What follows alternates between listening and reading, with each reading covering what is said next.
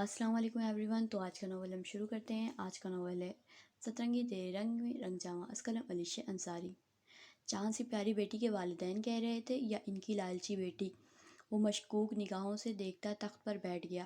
نگاہ چھت کے دروازے پر پڑی جہاں نجف اور مائدہ پتہ نہیں کتنی دیر سے سانس روکے کھڑی تھیں.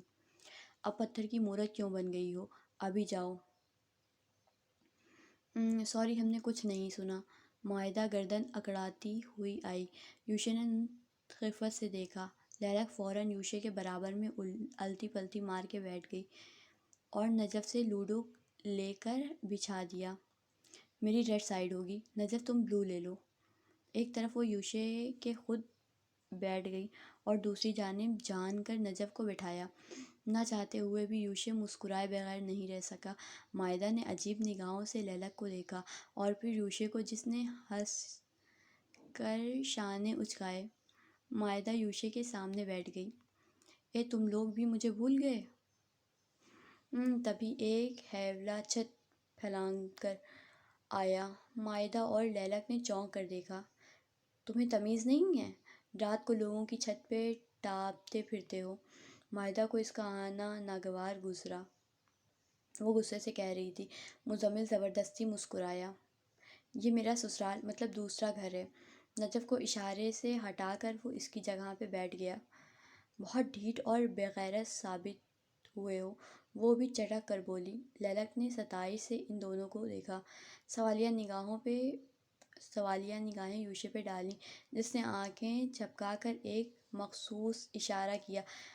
لیلک مسکرا گئی. مائدہ بی بی کا پتہ صاف ہوا. ہائش. السلام علیکم ورحمۃ اللہ وبرکاتہ. یہ بھابھی جی. ویسے میں پہلے آدھے گھنٹے سے چھت پر تھا. آپ دونوں کی باتیں سنتا تو نہیں چاہتا تھا پر پھر بھی سن لی. اور تم بے شرم بھی ثابت ہو گئے ہو. لیلک نے مصنوعی مسکراہٹ برقرار رکھتے جتایا. یوشے یہ کیوں آیا ہے؟ بیگانے لوگوں کا ہمارے درمیان کیا کام؟ مائدہ چڑ رہی تھی. محترمہ کیسا بیگانہ پن؟ رحیم چچا کا دوسرا بیٹا ہوں میں. مزمل نے تعظیم سے دل پہ ہاتھ رکھا. مائدہ کلس گئی. چلو چلو باری شروع کرتے ہیں. اس نے ہڑبڑی مچانی شروع کی. نجف نے اس کے پیچھے کھڑے ہوئے ہاتھ کمر پہ رکھے. یوشے بھائی یہ ایسے ہی ٹپک جاتے ہیں. میں کھیلوں گی. ان کو فوراً سے ہٹا دیں. نجف شور مت کرو، نیچے چچی رہتی ہیں. یوشے نے آنکھیں دکھائیں. نجف برا سا منہ بنا کر یوشے کے کندھے پہ تھوڑی رکھ کر کھڑی ہو گئی. Ladies first. یوشے نے ڈائس ڈبے میں ڈال کر لیلک کی جانب بڑھایا. کچھ اطراحٹ کے ساتھ لیلک نے ڈبیا تھام لی اور آنکھیں اچھے سے گھنگار کر اچھالا. ان دونوں میاں بیوی کی حرکات پہ مزمل نے ہونٹ گول کیے اور کھنگھارا. لیلک ایک بری کھلاڑی ثابت ہوئی تھی. اسے کوئی خاص کھیلنا نہیں آ رہا تھا. نجف اسے مسلسل ہدایات دے رہی تھی اور مزمل بھی درمیان میں شوشے چھوڑتا ہوا اس کی مدد کرنے لگتا.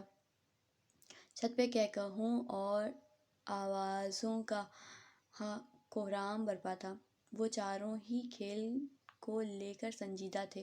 یوشے اب اگر تم نے میری گوٹ کو ہاتھ لگایا تو باخدا میں تمہارا خون پی جاؤں گی. کوئی تیسری بار یوشے اس کی گوٹ پیٹنے جا رہا تھا. لیلک روحان سی ہوئی. چل میری بھائی شاباش. بھابھی کی گوٹ چھوڑ دے. اتنی پیار سے بول رہی ہیں، بات مان لے. مزمل ہنسی کا گلا گھونٹ کر کہنے لگا. لیلک نے خونخوار نگاہ اس پہ ڈالی. او مسٹر. چٹکی بجائی. اپنا منہ بند رکھو. بہت دیر سے برداشت کر رہی ہوں. اب اگر ہم دونوں کے معاملے میں کچھ بولا تو زیادہ کچھ نہیں، تم پر بھی یہ پانی کا پائپ کھلا چھوڑ دے گی. لیلک کی بات یوشے نے کاٹتے ہوئے کہا اور دونوں دوست کنکھیوں سے ہنسنے لگے. محترمہ آپ کی باری ہے۔ مزمل نے ڈبہ محبت سے معدہ کی جانب بڑھایا۔ نیچے رکھ دو، میں اٹھا لوں گی، اس نے بھی جتا کر کہا۔ مزمل کی ہنسی مدھم پڑی اور جذبت سا ہو کر ڈبہ رکھ دی۔ ابھی وہ دونوں دوست ان دونوں لڑکیوں کو ستا ہی رہے تھے، اب باری ان لڑکیوں کی تھی۔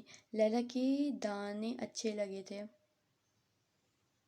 پر اسے لینے نہیں آ رہے تھے۔ اوہ لیلی رکو، یہ مت چلو، یہ دیکھو یوشے کی گوٹ جا رہی ہے۔ معدہ نے پرجوش سے لیلی کے ہاتھ پہ ہاتھ رکھ کر روکا اور فوراً یوشے کی گوٹ اٹھا کر گویا پھینکی۔ لیلی نے فوراً یوشے کو دیکھ کر دل جلاتی مسکراہٹ سے جلایا۔ دوبارہ باری چلو، یہ تم کیوں ہمدرد بن رہی ہو؟ مزمل بھڑکا۔ چپ رہو تم، معدہ نے ٹوکا۔ لیلی نے دوبارہ باری چلی، 1 2 3 اور 4۔ مزمل صاحب آپ کی گوٹی باہر۔ معدہ نے تالی مارتے ہوئے نیلی گوٹ اس کی جانب اچھال دی۔ ان دونوں کی بدمزہ صورتیں دیکھ کر لیلی اور معدہ خوب ہنسنے لگے۔ یوشے اٹس ٹو انٹرسٹنگ۔ لیلی نے پھر باری چلی تو اس کے دوچھے لگ گئے تھے۔ یوشے کی آنکھیں باہر آ گئیں کیونکہ آگے اس کی مزید ایک گوٹ رکھی تھی اور اس بار لیلی نے بغیر معدہ کی یوشے کی گوٹ پھینک کر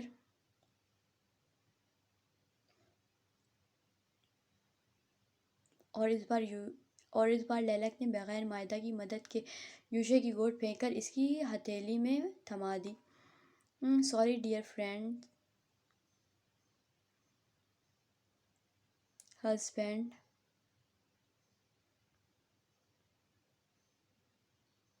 sorry dear frustrated husband. Laili نے کھلکھلاتے ہوئے اس کا گال تھپکا۔ وہ خوب ہنس رہی تھی، حتیٰ کہ آنکھوں کے کنارے پہ نمی نمودار ہو گئی تھی۔ یوشے سانس روکے اسے دیکھے گیا۔ کچھ پل کے لیے دنیا رک گئی تھی۔ یہ وہ منظر تھا جو اس نے پہلی بار دیکھا تھا۔ خانزادی کو پہلی بار اتنا ہنستے ہوئے دیکھنا تعجب کی ہی بات تھی۔ خوشگوار حیرت۔ معدہ لیلی سے کچھ کہہ رہی تھی جس کی تائید میں لیلی سر ہلاتی ہنس رہی تھی۔ مزمل برا سا منہ بنا کر چپ تھا اور نجف کے اشارے پہ پچھلی 10 منٹ سے اپنی بھابھی پہ خود پہ پنکھے سے ہوا جھلتے ہوئے ہنس رہی تھی۔ بس کر، بعد میں دیکھ لینا کون سا ناگن بھاگی جا رہی ہے۔ مزمل نے یوشے کی محویت دیکھ کر اس کے کان میں کھسک کر کہا۔ یوشے کا تسلسل ٹوٹا۔ وہ نرم نگاہوں سے چمک کے ساتھ اسے دیکھ رہا تھا۔ ناگن نہیں ہے وہ۔ یوشے کو اس کی بات ناگوار گزری۔ اوہ، ناگن سے حور تک کا سفر کر لیا کیا؟ مزمل نے چھیڑا۔ یوشے نے اسے سالم نگاہوں سے گھورا۔ تو بولتا ہی کیوں ہے ہمارے معاملے میں؟ چپ کر بیٹھ ورنہ نکل۔ جب بھابھی کمرے سے نکال دیں گی تب میرے پاس اتنا سا منہ لے کر آنے کی ضرورت نہیں۔ خفگی سے وہ دور ہو گیا۔ چل کوئی نہیں آ رہا تیرے پاس۔ دونوں میاں بیوی گرگٹ کی طرح رنگ بدلتے ہیں۔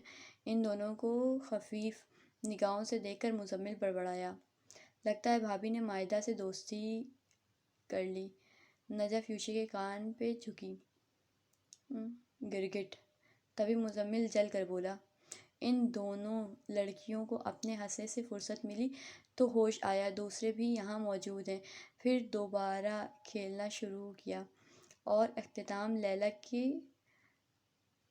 لڈوالٹ دینے پر ہوا۔ یوشے نے حیرت سے اسے دیکھا۔ تم جیت جاؤ اور میں ہاروں یہ تو میں ہونے نہیں دوں گی۔ وہ اس کی آنکھوں میں دیکھ کر جتا کر بولی۔ شانے اچکائے۔ او بھابھی، جو ہم دو غریب کھیل رہے تھے ان کا کیا؟ بیچارے کی تو آخر گوٹ رہ گئی تھی، مزمل صدمے سے بولا۔ واٹ ایور، لیلک نے بے نیازی سے شانے اچکائے۔ ساری محنت تو معاہدہ کی تھی، تو آپ کا توڑ ہو اور نہ سوکھے ہار جاتے۔ ساری محنت تو معاہدہ کی تھی، تو آپ کا توڑ ہو اور نہ سوکھے ہار جاتی، یوشے نے گڑ کر کہا۔ لیلک نے مسکرا کر تسلیم کیا۔ اور جو تم دونوں لفنگے بیٹھ کر چیٹنگ کر رہے ہو وہ کچھ نہیں، چیٹنگ کر رہے ہو وہ کچھ نہیں، لڑا کا انداز میں وہ چڑھک کر بولی تھی۔ اور پھر بحث کا طویل سلسلہ شروع ہو گیا۔ وہ لوگ لڑنے میں ہی مصروف تھے، تبھی سب کچھ جگمگا اٹھا۔ لائٹ آ گئی۔ نجف سب سے پہلے اچھلی۔ لیلک نے شکر کا سانس بھرا۔ ویسے مزہ بہت آیا ہے، لیلک نے اٹھتے ہوئے کہا۔ تم نے پہلے کبھی نہیں کھیلا تھا کیا؟ مائدہ کو تشویش ہوئی، کیونکہ لیلک لوڈو میں بری ہو، اسے ہضم نہیں ہوا۔ لوڈو میں بری ہو اسے ہضم نہیں ہوا۔ نہیں، یہاں تو تم لوگ ہو، رونق لگی گئی، وہاں کچھ بھی نہیں۔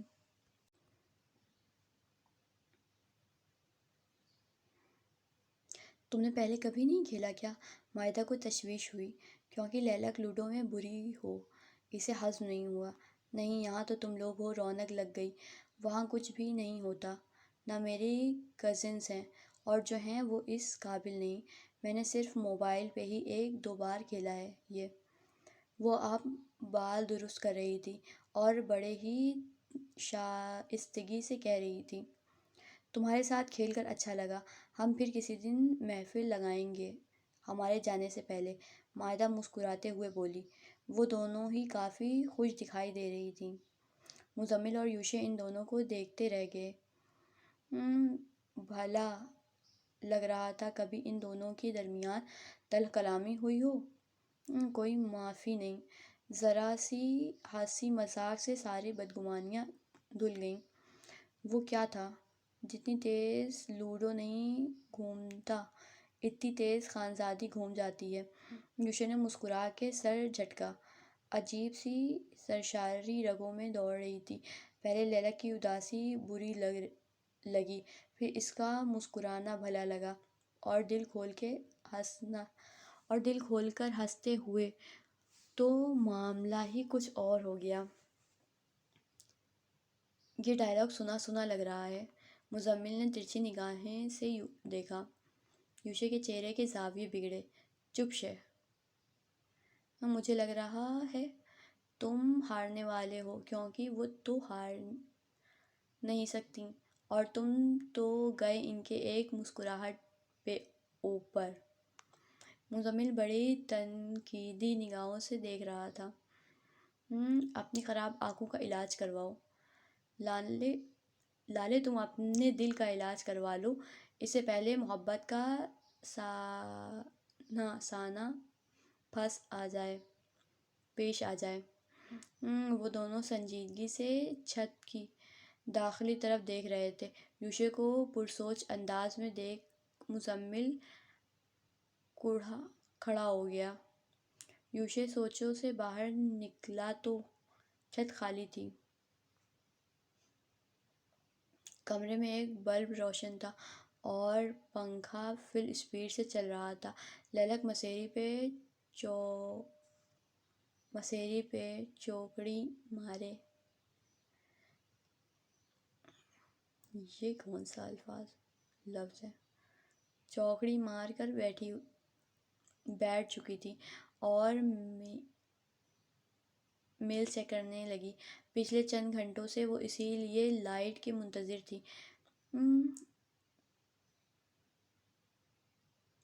ڈیٹا پیج بھی ختم تھا، جب ہی وائی فائی کے آسرے انتظار کرنا پڑا۔ اسے شادمانی سے میل آئی ہوئی تھی۔ اس نے تیزی سے کھول کر پڑھنا شروع کی۔ اتنے ہی میں یوشے کمرے میں دروازہ بند کرتے ہوئے اندر آیا۔ موبائل چارجنگ پہ لگاتے ہوئے نگاہیں لیلا کے اوپر مرکوز تھیں۔ اسکرین کے سامنے اس کا چہرہ چمک رہا تھا اور میل پڑھتے پڑھتے چہرے کے رنگ بدل رہے تھے، خوشی کے تاثرات۔ وہ اچانک ہی موبائل ہاتھ میں دبائے مسیری پر اچھل کر کھڑی ہوئی۔ یوشے نے چونک کر موبائل رکھا اور مسیری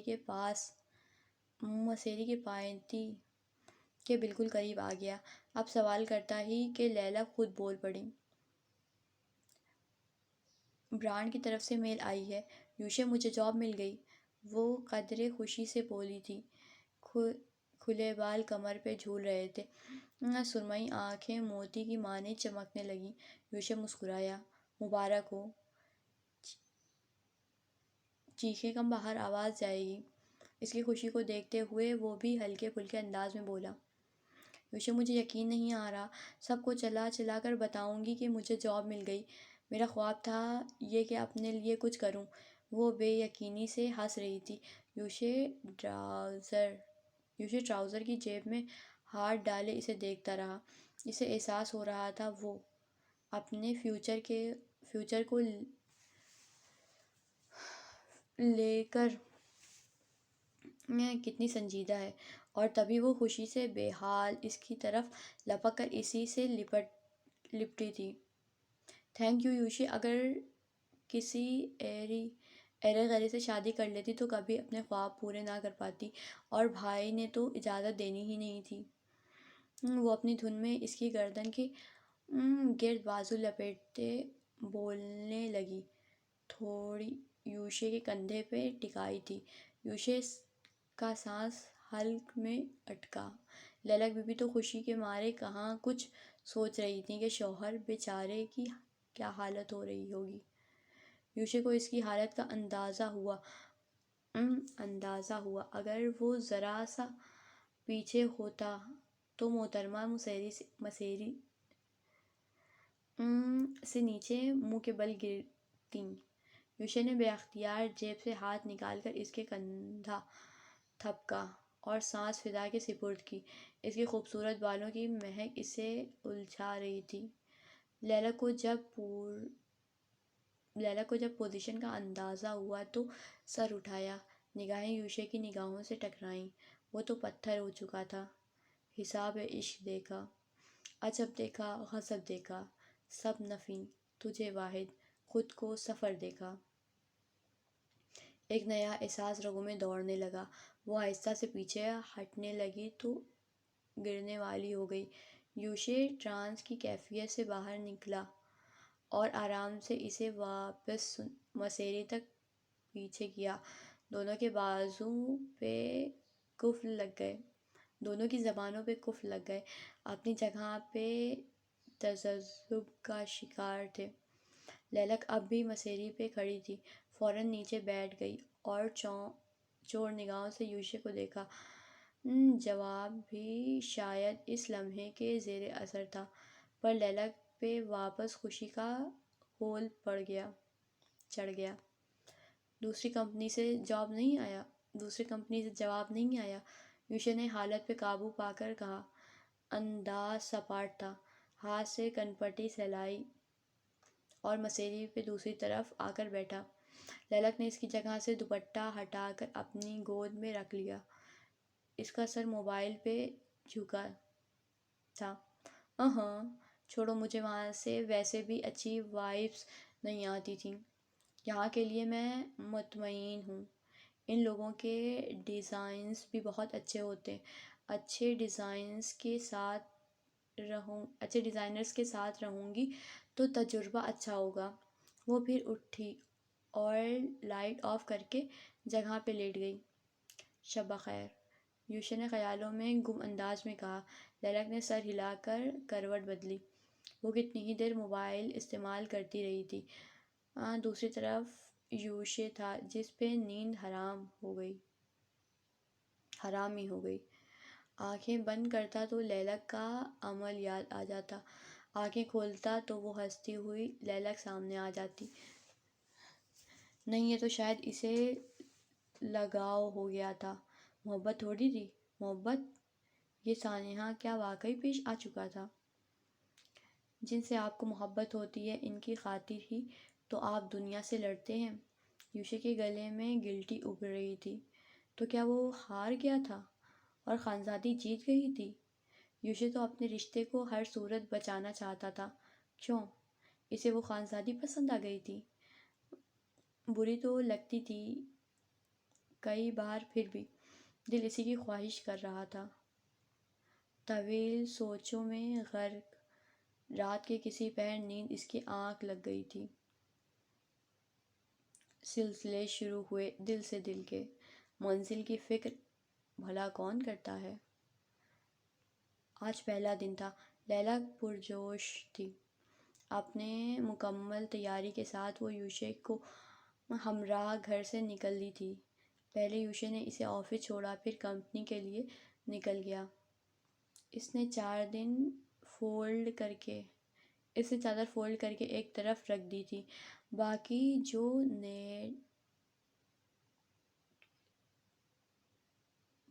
جو نئے ڈیزائنرز بھی اپنے کام میں مصروف تھے۔ تبھی اسٹاف روم میں ایک لڑکی آئی، شاید اسسٹنٹ تھی۔ مس لیلک، آپ کو ہم نے ڈیزائنر کے طور پہ ہائر کیا ہے۔ یہ آپ کا کیبن نہیں اور سر آپ کو بلا رہے ہیں۔ بغیر کسی تمہید کے اس لڑکی نے بات مکمل کی۔ اس کی بات سن کر لیلک کو اچنبھا ہوا۔ پر آپ لوگوں نے تو اسسٹنٹ کے لیے جاب آفر نہیں کی تھی؟ وہ سامان اٹھاتے ہوئے تعجب سے پوچھنے لگی۔ لڑکی نے سر ہلایا۔ جی، آپ پہلے سر سے ملاقات کر لیں۔ لڑکی کی سرعت سے کہتی پلٹ گئی۔ اس کی تائید میں پیچھے گئی۔ لڑکی ایک مخصوص روم کے آگے رکی۔ شیشے کا دروازہ کھول کر اجازت طلب کرنے کے بعد وہ اس لڑکی کے پیچھے اندر گئی۔ سر، مس لیلک از ہیئر، لڑکی کہہ کر دروازہ بند کرتے چلی گئی۔ لیلک نے اس بڑے سے کمرے کا معائنہ کیا۔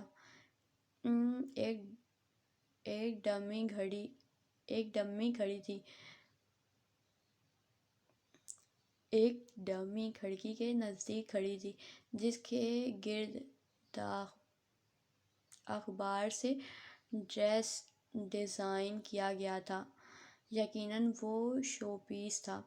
نگاہ سامنے گئی تو انگریزی میں بڑے لفظوں میں شادمانی لکھا تھا، اور پھر گھومتی پھرتی نگاہ ٹیبل پہ بیٹھے شخص پہ پڑی۔ ان صاحب نے سر اٹھایا۔ وہ مسکرا رہے تھے۔ چاندی سے بال، چہرے پہ ہلکی داڑھی تھی۔ 2 پیس سوٹ میں ملبوس تھے۔ چیئر پہ کوٹ لٹکا تھا۔ لیلا کے ذہن میں کچھ جھماکا ہوا۔ اعتماد سے قدم اٹھاتے وہ ان کے ٹیبل کے قریب آ گئی۔ لیلک Mahmood Khanzada, am right? CA اور مظہر جمال کھڑے ہوئے۔ لیلک نے بغور انہیں دیکھا۔ یس، آپ سے شاید پہلے کبھی ملاقات ہوئی ہے۔ وہ کشمکش کا شکار دکھائی دی۔ ان کو پہچاننے کی کوشش کر رہی تھی۔ ہاں، جب آپ بہت چھوٹی تھیں تب اپنے دادا کے ساتھ میرے گھر میری وائف مہک کے عیادت کے لیے آئی تھیں، اور اس سے پہلے بھی کافی بار ملاقات ہوئی، پر آپ تب 2 سال کی چھوٹی بچی تھیں۔ ان کے چہرے کی نرمی سے لیلک کو مزید ڈھارس ملی۔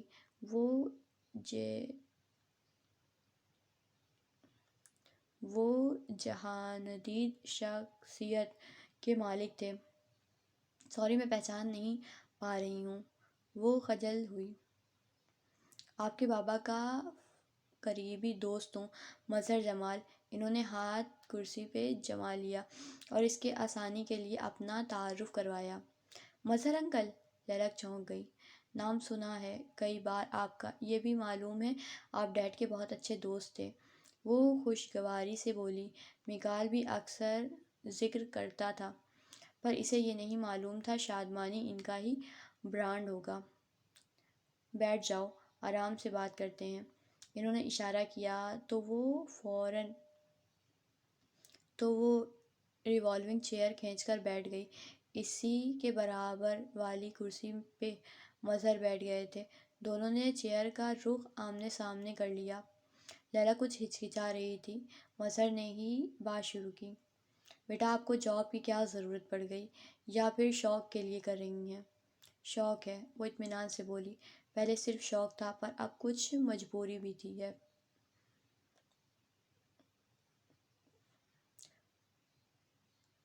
Every things fine? مجھے بڑی حیرانی ہوئی جب آپ کا نام سنا۔ انٹرویو تو ٹیم نے لے لیا تھا، پھر جب فائل میرے پاس آئی تو میں چونک گیا۔ اور شادی کب ہوئی آپ کی؟ تقریباً 1.5 ماہ پہلے، مظہر نے تعصب سے سر ہلایا۔ مجھے پوری بات بتاؤ، مجھ سے پرابلم شیئر کر سکتی ہو، بالکل میری بیٹی جیسی ہو۔ محمود کی آخری وقت میں تھا اس کے پاس، وہ سب سے یہی کہہ رہا تھا، میرے بچوں کا خیال رکھنا، اور خاص کر تمہارا نام اس کی زبان پہ آخر تک تھا، جو کہ پہلے مجھے سب ٹھیک لگتا تھا تو کبھی میں نے مداخلت نہیں کی، پر اب مجھے کسی انہونی کا احساس ہو رہا ہے۔ وہ متفکر دکھائی دیے۔ انکل، یہ آپ کو خلوص ہے، سب کچھ ٹھیک ہے۔ للک نے مسکرا کر تسلی دی۔ اب وہ ہمدردی بٹورنے تو آئی نہیں تھی۔ یہ کتنی غلط بات ہے، آپ نے مجھے پہچانتے ہی اتنی بڑی ذمہ داری پہ لگا دیا۔ انکل، میں کوئی تجربہ کار نہیں ہوں۔ آپ کی پروفائل پہ جا کر آپ کی ڈیزائنز میں نے دیکھی ہیں۔ ہمارے برانڈ کو اچھی ڈیزائنر کی ضرورت ہے۔ بچے، تمہیں خود پہ اعتماد ہونا چاہیے۔ اسسٹنٹ کے لیے ہم نے کسی اور کو ہائر کر لیا ہے۔ مظہر اب خود بھی کمفرٹیبل ہو گئے تھے۔ پر یہ بہت بڑی ذمہ داری ہوتی ہے، اور میں بھروسہ کر کے آپ کو ذمہ داری سونپ رہا ہوں۔ آپ اکیلی نہیں ہوں گی، اور پھر ڈیزائنر ہمارے برانڈ کے لیے کام کرتے ہیں، وہ ہیلپ کرتے رہیں گے۔ اتنی تعلیم حاصل کیوں کی تھی؟ کسی ڈیزائنر کی اسسٹنٹ بننے کے لیے، یا پھر اپنے ڈیزائن بنانے کے لیے؟ آخر میں وہ ہنس پڑے۔ فی الحال اسے اسسٹنٹ کے طور پہ ہی جاب ملی تھی، پر اسے اندازہ تھا کچھ عرصے میں ہی وہ پروگریس کر جائے گی، اور جہاں وہ پہنچنا چاہتی تھی، اب وہ جگہ اسے بغیر کسی محنت کے قابلیت پہ مل گئی تھی۔ قسمت اب مہربان ہو رہی تھی۔ اپنے ڈیزائن بنانے کے لیے؟ لیلک نے مسکرا کر سر جھکایا۔ میں تمہیں ایک بہترین فیشن ڈیزائنر کے طور پہ مستقبل میں دیکھ رہا ہوں۔ میں نے یہ جاب اس لیے نہیں دی کہ صرف اپنے برانڈ کے لیے کام کرواؤں۔ تمہیں حوصلہ دینا چاہتا ہوں۔ جب میں نے کہا کہ میری بیٹی جیسی ہو، تو میں تمہیں آگے کامیابی دیکھنا چاہوں گا۔ محمود نے اپنی زندگی میں میرے کئی بار بہت مدد کی ہے۔ اب احسان اتارنے کا وقت ہے۔ اگر میں اس کی بیٹی کا کام نہ آ سکوں تو غلط بات ہوگی۔ وہ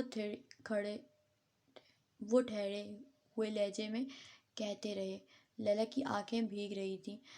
ہاں، خدا تھا جو مشکلیں آسان کر دیتا ہے، ورنہ اسے تو اب قسمت پہ رونا آنے لگا تھا۔ قسمت وغیرہ یہ سب اسے فرضی باتیں لگتی تھیں۔ آج محسوس ہو رہا تھا کہ کوئی ہے جو ہمارے ڈوریں ہلا رہا ہے۔ سب اس کی مرضی کے مطابق مقرر وقت پہ ہو رہا ہے۔ ارے بچے، جذباتی مت ہو، مہک آپ کو اچھے سے گائیڈ کر دے گی۔ کوئی بھی مسئلہ ہو، ان سے مدد لے لینا۔ انہوں نے شفقت سے اس کے سر پہ ہاتھ رکھا۔ آنسو ٹوٹ کے ہتھیلی پہ گرا۔ شالمانی ملک کا مشہور برانڈ تھا۔ مظہر کی وائف مہک خود ایک نامی گرامی ڈیزائنر تھیں۔ دونوں میاں بیوی یہ برانڈ چلا رہے تھے۔ ان کی آؤٹ لیٹ جگہ جگہ قائم تھیں۔ ہر طرح کا کپڑا ان کی ٹیکسٹائل میں بنتا تھا۔ سیلری نہیں پوچھوگی؟ انہوں نے ہنستے ہوئے کہا۔ للک نے مسکرا کر نفی کی۔ مجھے پتا ہے پہلی والی جاب سے تو زیادہ ہی ہے۔ وہ ہنس دی۔ للک نے اگر ان کو حالات کا کچھ بتایا نہیں تھا پر ان کے اس کے بارے میں سب معلوم ہو چکا تھا۔ میکال سے تو ان کی ملاقات ہوتی ہی رہتی تھی پر بھلا وہ کیوں بتاتا؟ انہوں نے خود تابندہ بیگم سے سب معلوم کیا تھا۔ محمود خانزادہ کے بعد رشتہ دار والے تعلقات تو ختم ہو چکے تھے پر کاروباری تعلقات قائم تھے۔ ان کے دوست کی بیٹی کی پروفائل ہاتھ میں آتے ہی وہ چونک اٹھے تھے۔ اس بچی کی مدد کرنا جیسے فرض ہو گیا تھا۔ خیالوں سے باہر نکل کر انہوں نے سر جھٹکا۔ تبھی وہ لڑکی دوبارہ روم میں داخل ہوئی تو ٹرے میں 2 کافی کے مگ تھے۔ مس منال آپ ان کو میم مہک کے پاس لے جائیے گا۔ باقی میں نے ان کو ان کے بارے میں آگاہ کر دیا ہے۔ انہوں نے للک کی جانب اشارہ کیا تھا۔ تھینک یو، چہرے پہ آتی لٹ کو پیچھے کرتے کہا۔ کچھ دیر بعد وہ ان کے روم سے نکل آئی تھی۔ شام 6:30 پہ وہ واپس آ گئی تھی۔ کچھ دیر آرام کے بعد باہر نکل آئی۔ آج محترمہ نے زرگونا سے روٹی بنانے کی تکنیک پوچھ کر روٹیاں خود بنائی تھیں۔ وہ ان کا دل صاف کرنا چاہتی تھی۔ وہ نہیں چاہتی تھی آگے وہ اسے کچھ بھی کرنے سے روکیں۔ شوہر کا معلوم نہیں پر سسرال والوں کے دل کا رستہ بھی پیٹ سے ہو کر گزرتا ہے۔ اس نے اس بات پہ حکمت عملی شروع کر دی تھی۔ اس نے اتنی محنت کبھی کی نہیں تھی کیونکہ ضرورت نہیں پڑی، پر وہ محنت سے گھبراتی نہیں تھی، خاص کر جب منزل پانے کا جنون سر پہ سوار ہو تو۔ اب تو ٹھہرنا بنتا ہی نہیں تھا۔ موڈی سی لڑکی تھی۔ سر پھیری لفظ اسی کے لیے بنا تھا۔ خان فیملی کے حوالے سے اس کی نیت بالکل صاف تھی۔ وہ اچھے لوگ تھے اور وہ ان کی اپنی جانب سے بالکل پریشانی نہیں دینا چاہتی تھی۔ رات کو جب یوشے لوٹا تو وہ جاگ رہی تھی۔ اب بیٹھی کیوں جاگ رہی ہیں؟ صبح آفس نہیں جانا؟ روز تم یہ پوچھ کر تھک نہیں گئے؟ خیر کتنے مطلبی ہو تم۔ بندہ پوچھتا ہے کہ پہلا دن کیسا گزرا۔ وہ موبائل بند کر کے رکھ چکی تھی۔ یعنی وہ اس سے بات کرنا چاہتی تھی۔ یوشے اس کے پاس ہی مسیری پر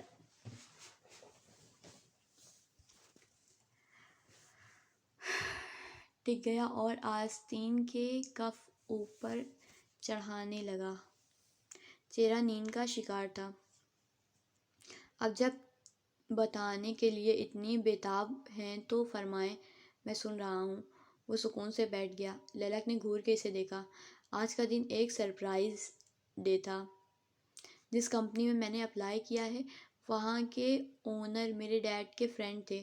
وہ مجھے جان گئے تھے اور تمہیں پتہ ہے انہوں نے کسی اسسٹنٹ طور پہ نہیں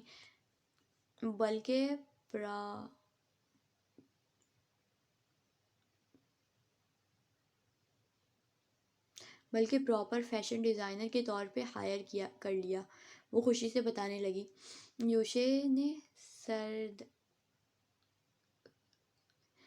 سر دائیں بائیں ہلا کر ایبرو اچکا کے تعجب سے دیکھا۔ اوہ سفارش! اس نے ہونٹ گول کیے۔ للک کا چہرہ سرخ ہوا۔ والد صاحب تو اوپر بیٹھ کر بھی بیٹی کی سفارش لگوا رہے ہیں۔ Shut up! قابلیت پہ ہائر کیا ہے مجھے۔ تم نہ جلتے رہو۔ تم سے زیادہ سیلری ہوگی میری۔ تمہاری وہ تھکی ہوئی کمپنی 25-30 ہزار پہ تنخواہ رہی ہے۔ مجھے 45 ہزار ملیں گے اور بعد میں پیسے ڈبل ہوتے جانے جیسے جیسے پروگریس کروں گی۔ اترا کر اس نے گردن اکڑائی اور کندھے پہ سے بال اچھالے۔ یوشا نے کان میں انگلی ڈال کر ہلائی اور آنکھیں چڑھا کر دروازے کی جانب دیکھنے لگا۔ انکل نے دوست کی بیٹی کی شکل دیکھ کر اتنی سیلری آفر کر دی۔ سفارش پر ایک بات ہے، پیرنٹس کتنے اچھے ہوتے ہیں نا۔ انکل کہہ رہے تھے ڈیڈ کی زبان پہ میرا نام تھا۔ وہ جذباتی ہونے لگی۔ آپ کو یہ پہلے کس نے نہیں بتایا تھا؟ یوشے نے پوچھا۔ للک نے نفی میں سر ہلایا۔ انسان کو اتنا ہی اچھا ہونا چاہیے کہ اس کے جانے کے بعد اس کے اپنے خونی رشتے یاد کریں، لوگ مستفید رہیں، اس کی اچھائیاں اس کے بعد اس کے اولاد کے کام آئیں۔ وہ اداس نہیں تھی، خوش تھی۔ آنسو صاف کر لیا۔ یوشے سر جھکا کر مسکرایا۔ مجھے تمہیں ایک اور بات بھی بتانی ہے۔ وہ ذرا سنبھلی۔ کیا؟ اس نے پیشانی مسلی۔ میں فری لانسر ہوں، شادی سے پہلے یہی کرتی تھی، اور اب لیپ ٹاپ وغیرہ حویلی سے نکلوا لوں گی تو دوبارہ یہ کام شروع کروں گی۔ پارٹ ٹائم ورک سمجھ لو۔ بڑی ہی بے نیازی سے بتایا۔ یوشے ساکن اسے دیکھتا رہ گیا۔ کس قدر وہ تیز تھی۔ اگر فری لانسر ہونے کا پہلے بتا دیتی تو یقیناً پھر یوشے اسے باہر نکل کر جاب کرنے نہیں دیتا۔ زیور رکھنا یاد تھا، لیپ ٹاپ رکھنا کیسے بھول گئی؟ یار مجھے لگا میں نے بیگ میں ڈال دیا پر نہیں ڈالا تھا۔ بچوں ہی طرح نچلا لب کاٹا۔ یوشے نے سر جھٹکا۔ جیب میں ہاتھ ڈال کر واپس باہر نکالا اور اس کے سامنے ہتھیلی پیش کی۔ للک نے چونک کر اس کی ہتھیلی میں رکھا پین نما کاجل دیکھا۔ وہ بے ساختہ ہنس دی۔ یہی کاجل وہ استعمال کرتی تھی۔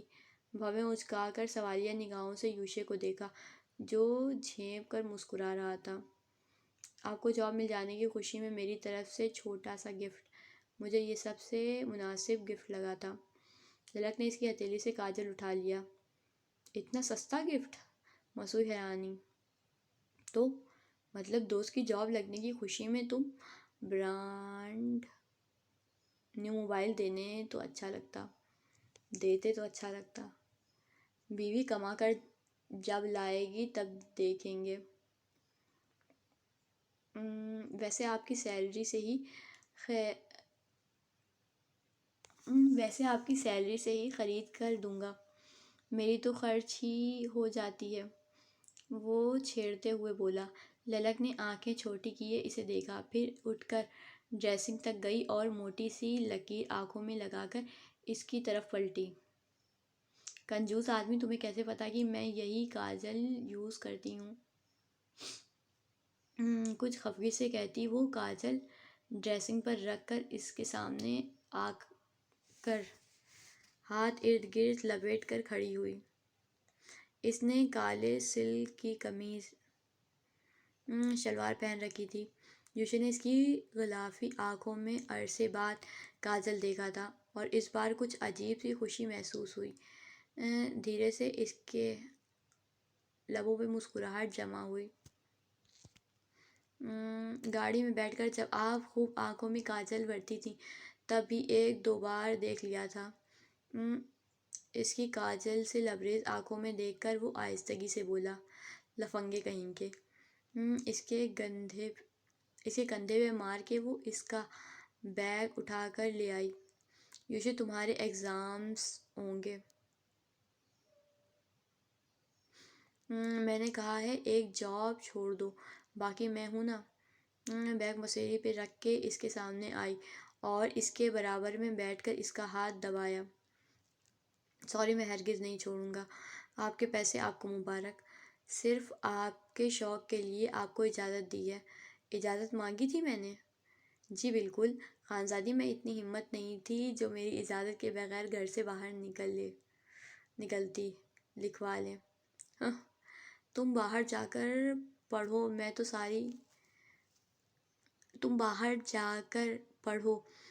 سو رہی ہوں، لائٹ آف کرتے جانا۔ لیلا چینک کر وہ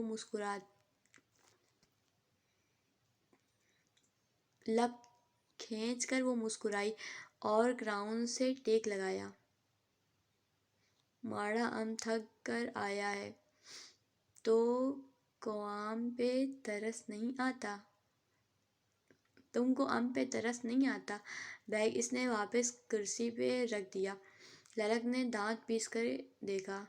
بہت ہی نالائق اسٹوڈنٹ ہوگے تم، کیسی جان جاتی ہے کتابیں کھولنے سے تمہاری، وہ بولے جا رہی تھی۔ یوشے نے خمار نگاہوں سے دیکھا۔ اے خزین ہے، گالی دے رہے ہو نا؟ وہ خفا ہوئی۔ یوشے کے ساری خماری بھگ اڑی۔ اوف، سو جائیں۔ وہ لائٹ بند کرتا جگہ پہ آیا۔ یہ تم اردو سے پشتو میں کہاں پہنچ جاتے ہو؟ اردو ہی بولتا ہوں، غصے وغیرہ میں پشتو زبان پہ آ جاتی ہے۔ آپ کو بھی تو پشتو آنی چاہیے، آخر کو خانزادی ہیں۔ وہ چت لیٹا تھا، پھر اس کے جانب کروٹ لی۔ لیلا کسے دیکھ رہی تھی؟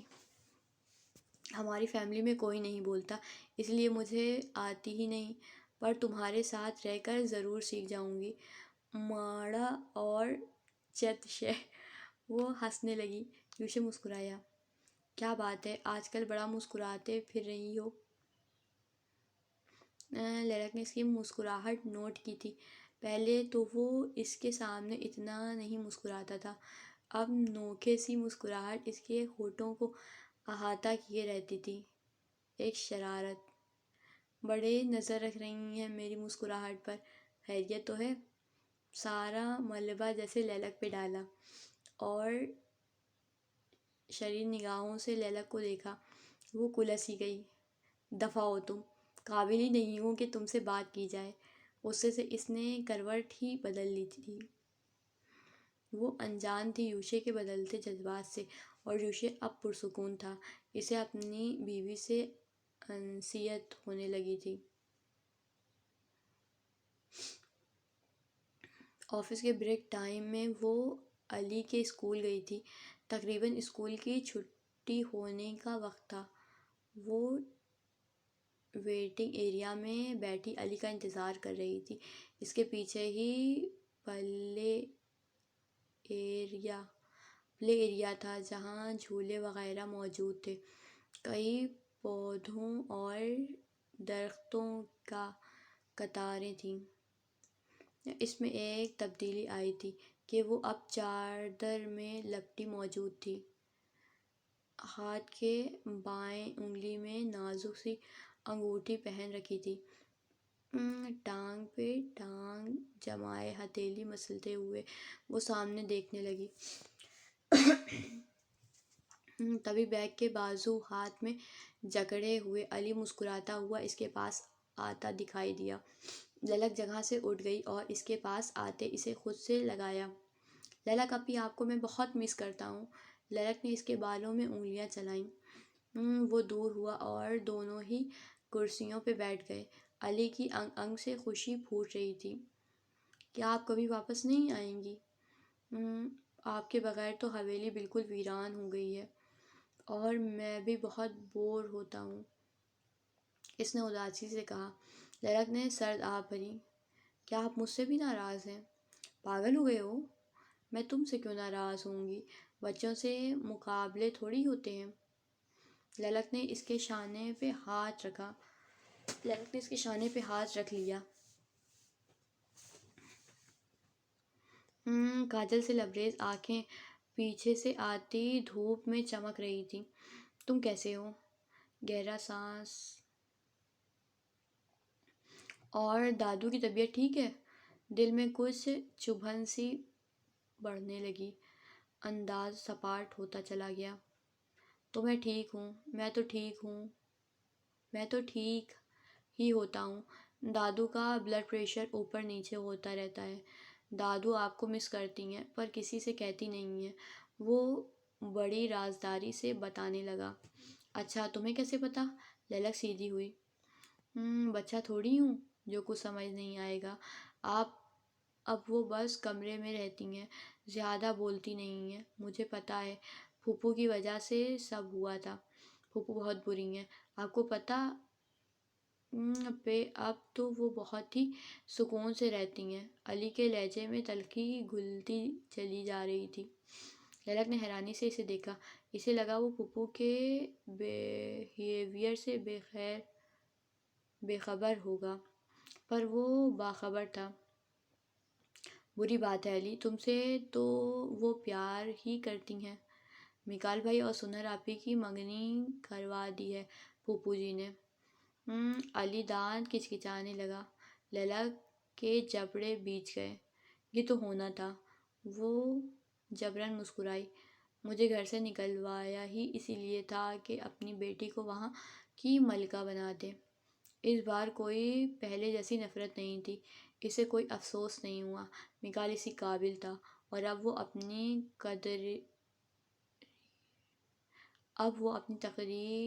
تقدیر پہ راضی ہو گئی تھی۔ آپ مجھ سے دوبارہ ملنے آؤ گی نا؟ اور آپ وہاں خوش ہو؟ میں نے سنا تھا یوشے بھائی کا گھر تو ہماری حویلی سے بہت چھوٹا ہے۔ علی نے خدشہ ظاہر کیا۔ فکرمندی سے پوچھا۔ للک نے مسکراتے ہوئے اس کے سر پہ چپت کی۔ ان کا گھر بہت بڑا ہے اور وہ لوگ بھی بہت بڑے دل کے مالک ہیں۔ ایک ایسی لڑکی کے لیے ان کے گھر اور دل میں جگہ تھی جس کے بھائی نے اس کے کردار کو سوالیہ نشان بنا کر اپنے ملازم سے نکاح پڑھوا دیا۔ پہلے تو مجھے وہ برا لگتا تھا، پر وہ بہت اچھا ہے۔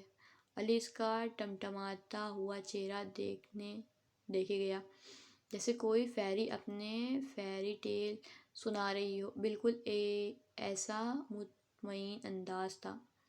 میں تم سے ملنے آؤں گی، پر تم کسی کو مت بتانا۔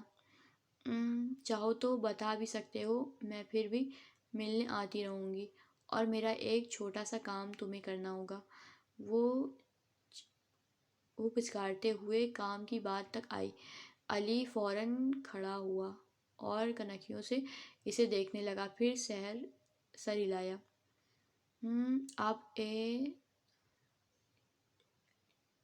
اب آئی نا بلی تھیلی سے باہر، اپنے کام کے لیے آئی ہیں آپ۔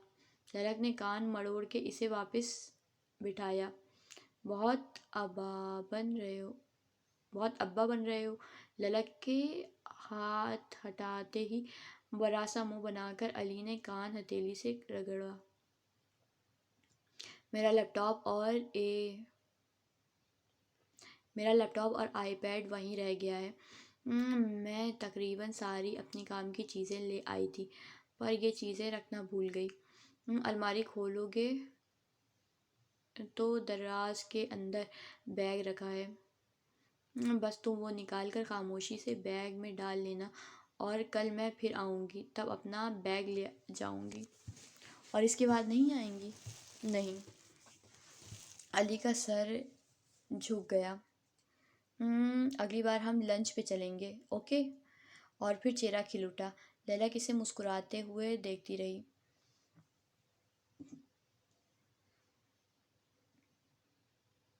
علی کو ڈرائیور لینے آ گیا تھا۔ اس کے جاتے ہی وہ بھی آفس کے لیے نکل گئی۔ اسکول اور آفس کے درمیان 15 منٹ کی مسافت تھی۔ آفس کی گلاس وال کے آگے ٹیبل ترچھے انداز میں بچھا تھی، اور ساتھ اس کی چیز تھی۔ وہ بیٹھی سوچوں میں گم تھی۔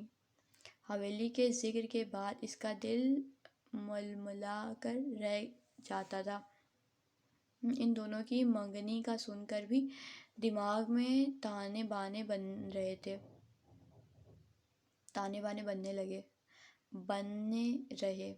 بنتے رہے۔ سر جھٹک کر وہ کام میں واپس لگ گئی۔ مہک جو اپنے ٹیبل پہ بیٹھی کافی دیر سے اسے دیکھ رہی تھی، انہیں مخاطب کیا۔ للک تم ٹھیک ہو؟ للک نے چونک کر سر اٹھایا اور اس بات میں سر ہلایا۔ چندہ تم نے کہا تھا تمہارے پاس کچھ ڈیزائنس ہیں۔ ہاں، وہ میرے آئی پیڈ میں سیو ہیں، میں آپ کو ضرور دکھاؤں گی۔ وہ اپنی جگہ سے ہی ہم کلام ہوئی۔ یہ ڈیزائنر روم تھا۔ ایک طرف کٹی ڈریس کے سیمپل لگے تھے اور ایک طرف کٹی ڈریسنگ تھے۔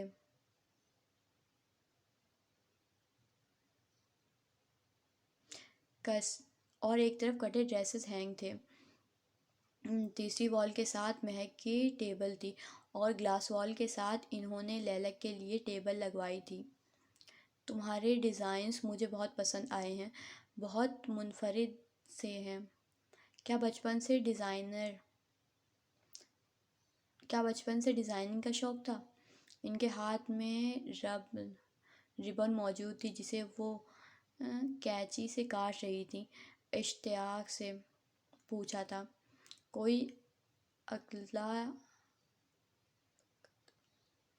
کوئی اکتالیس برس کی اس کی عمر ہوگی۔ کوئی 41 برس کی اس کی عمر کی ہوگی۔ البتہ مظہر جمال عمر میں بڑے تھے۔ دونوں میاں بیوی اچھے اخلاق کے مالک تھے۔ جب سے عقل آئی ہے تب سے ڈیزائننگ کا شوق چڑھ گیا تھا۔ بظاہر مسکرا کر جواب دیا، پر مہک کو وہ کچھ پریشان سی دکھائی دی، الجھی اور کھوئی۔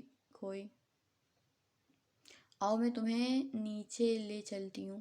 مہک نے کینچی فوراً چھوڑ دی اور اپنا کوٹ ٹھیک کرتی کھڑی ہو گئی۔ نیچے 2 فلور، جن میں ایک انڈر گراؤنڈ تھا، فیکٹری کے تھے۔ لیلک سر کو جنبش دیتے چیئر پیچھے کر کے کھڑی ہو گئی۔ اتوار کا دن تھا، دونوں ہی آج گھر پہ موجود تھے۔ لیلک کمرے میں داخل ہوئی تو یوشے کو کتابوں کے ساتھ موجود پایا۔ چونکہ امتحان قریب تھے تو اب یوشے کے اندر مختی اسٹوڈنٹ کا ابال جوش سے چڑھ گیا تھا۔ وہ بیڈ پہ چند کتابیں پھیلائے ہوئے تھا اور خود کرسی پہ بیٹھا تھا۔ اس کی پشت لیلک کی جانب تھی۔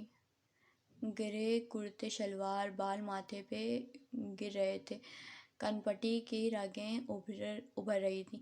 لیلک نے اس کی چوڑی پشت دیکھ کر آنکھیں گول گھمائیں اور مسیری پہ ٹک کر بیٹھ گئی اور اسے دیکھنے لگی، جو اس سے بالکل ہی فراموش بال پین کی نوک کو رجسٹر پہ رگڑنے میں مصروف تھا۔ لیلک نے ایک بک اٹھائی جس میں ہائی لائٹر سے پوائنٹس نمایاں تھے۔ وہ خود تو سوال حل کرنے میں مصروف تھا۔ اندھا ہی ہو گیا ہے بالکل، ڈفر کو میں بیٹھی دکھائی ہی نہیں دے رہی۔ لیلک نے اس کی مصروفیت انداز پہ دانت پیسے۔ آج سبھی اس کی تعریف کر رہے تھے سوائے خان صاحب کے۔ لیلک نے ایک بار فراق کے گھیر پہ ہاتھ پھیرا۔ اسے آفس جاتے ہوئے 2-3 ہفتے گزر چکے تھے اور جو سوٹ وہ پہن کر بیٹھی تھی اس نے خود ڈیزائن کیا تھا۔ گھر میں سب نے ستائش سے اسے دیکھا تھا اور ادھر اس موصوف نے ایک نگاہ ڈالنا بھی خانزادی پہ گوارا نہیں کی۔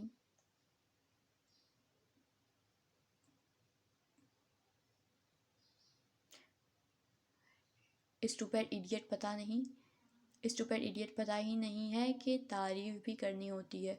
اسے خود بھی نہیں پتہ چلا کیوں جل بھن رہی ہے۔ میں خود ہی کہتی تھی امتحانات کی تیاری کرو۔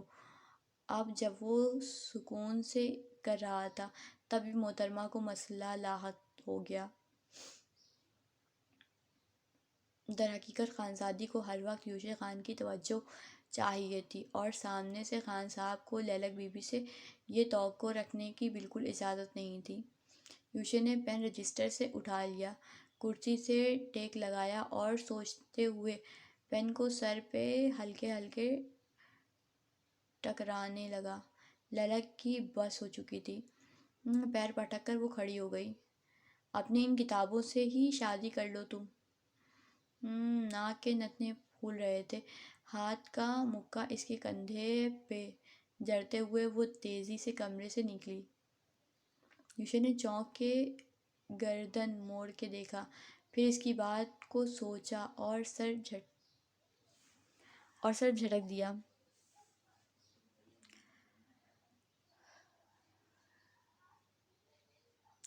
سر پھیری کو عادت ہے کچھ بھی بولنے کی، پتہ نہیں کس بات پہ غصہ ہوئی ہیں۔ شانے اچکا دیے۔ باہر نکل کر آئی تو دوپہر کے کھانے کی تیاری چل رہی تھی۔ وہ تو آج کھانا پکانا چاہتی تھی، پر زرغونہ نے اسے روک دیا۔ اب اچھا تھوڑی لگتا تھا کہ پورے ہفتے وہ محنت کرتی اور ایک دن چھٹی کا ہوتا تو کچن میں ہانڈی روٹی کرنے کھڑی ہوتی۔ بس زرغونہ بیگم کو مناسب نہیں لگا۔ ان کی اس بات سے لیلک کو خوشی ضرور ہوئی تھی، پر اب وہ بے زاری سے پھر رہی تھی۔ مائدہ کے ہاتھ میں ناول یا ڈائجسٹ موجود ہوتی تھی۔ کہانیاں پڑھنے والوں کو بھی کتابوں کا نشہ ہی لگ جاتا ہے۔ عارفہ پھوپھو سے گپ مارنے کے بعد وہ کچن میں آ گئی۔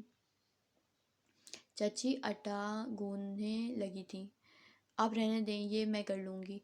چچی نے چونک کے گردن موڑ کے اسے دیکھا جو پراعتماد کھڑی تھی۔ زرغونہ کیما بھون رہی تھیں۔ بی بی، آٹا کبھی گوندھا بھی ہے؟ نہیں، پر اب گوندھ لوں گی۔ ماں کے پیٹ سے تو سب کام سیکھ کر نہیں آئی تھی۔ وہ روانی سے کہتی ان کے ہاتھ سے آٹے کا بھرا تھال لے چکی تھی۔ چچی نے خفت سے دیکھا۔ زرغونہ بس سر جھٹک کر رہ گئیں۔ انہیں اندازہ ہو چکا تھا بہو صاحبہ حد سے زیادہ حاضر جواب ہیں۔ ٹھیک ہے، کر لو۔ زرغونہ نے سالن کا چمچہ ایک طرف رکھا۔ لیلک سر ہلاتی باہر نکل گئی۔ چچی ابھی بھی بھابھی کو دیکھ رہی تھی۔ لیلک واپس آئی اور جگ میں پانی بھر کر لے گئی اور ساتھ ہی چچی پہ دل جلی مسکراہٹ لازمی اچھالی تھی۔ حرکتیں دیکھ رہی ہیں اپنی بہو کی؟ چچی خفا تھیں۔ کیا دیکھوں؟ تم بھی کچھ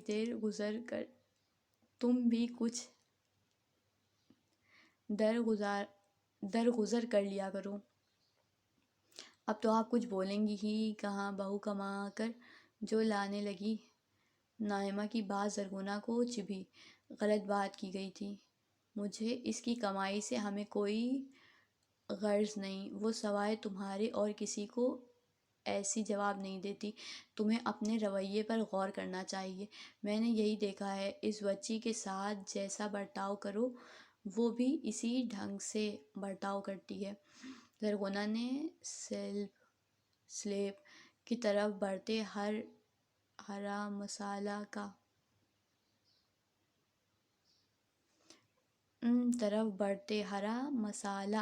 کاٹنا شروع کر دیا۔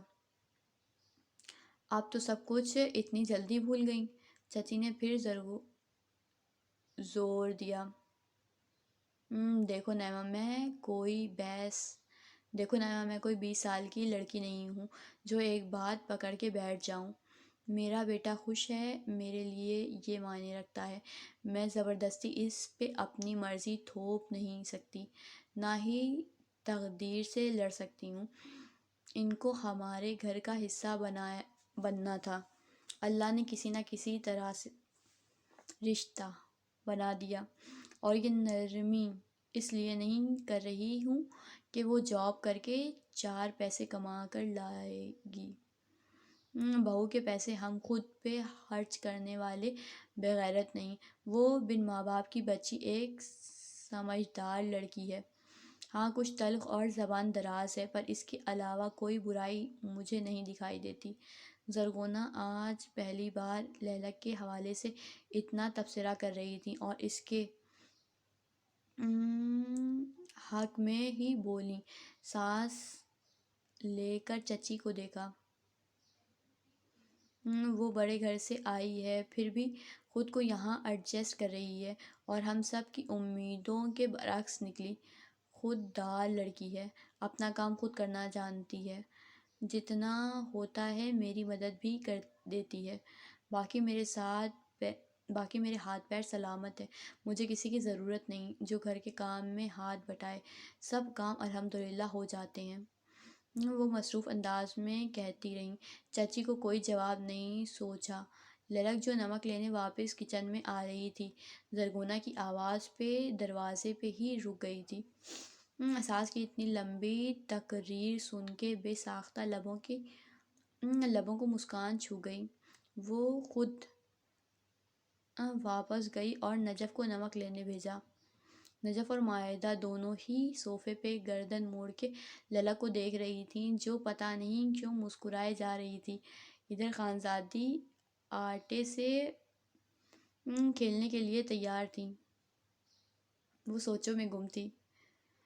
ساس کے لفظوں نے اسے تازگی بخش دی۔ پہلی بار اپنے لیے اتنی تعریف سنی، اتنی خوبیاں تھیں اس میں۔ زرغونہ تو شاید اسے ناپسند ہی کرتی تھی، پھر ان کے رائے بدل جانا، اف جو بھی ہو اچھا ہی ہو گیا۔ اس نے تو کوئی خاص محنت نہیں کی تھی، صرف اپنا رویہ بدلا تھا، اپنی زبان کو لگام ڈالی تھی، کسی کو بھی وہ لفظوں سے زخمی نہیں کرتی تھی، بلکہ اب گھل مل رہی تھی۔ اسے اپنے عمل کا بھی اندازہ ہو رہا تھا۔ ساری زندگی لڑ مر کے گزار رہی تھی، یہاں اسے سکون تو نصیب ہوا تھا، کوئی جلی کٹی باتیں تو نہیں سناتا تھا، وہ دل میں ہی خوش ہو رہی تھی، سب اچھا ہو رہا تھا، بس گھر والے اس سے راضی ہونے چاہیے تھے، کیونکہ آگے اسے اپنے لیے ان کا ووٹ بینک مضبوط کرنا تھا۔ وہ چاہتی تھی یوشے کے ماں باپ اس پہ بھروسہ کریں۔ رحیم بابا کو تو اس پہ یقین تھا، اور اب اس نے ساس کا دل بھی جیت ہی لیا تھا، کم سے کم وہ بدگمان نہیں تھی، اسے سمجھنے لگی تھی۔ لیلک کو آج تک کسی نے سمجھنا ہی تو نہیں تھا، یوشے ہی بس اسے سمجھ سکتا تھا، جبھی ہر صورت اس کی مدد کرتا تھا۔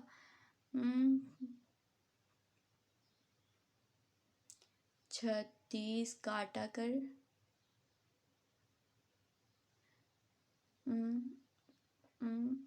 کاٹا کرا ہونے کے باوجود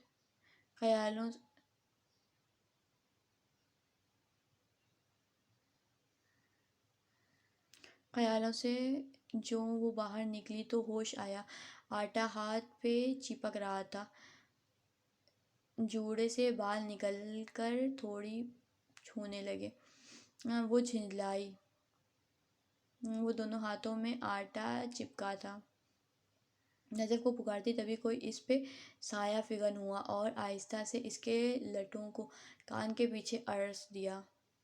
وہ دونوں جو شاکی نگاہوں سے لیلک کو نہارنے میں مصروف تھے، یوشے کی کھنگار پہ پلٹیں جو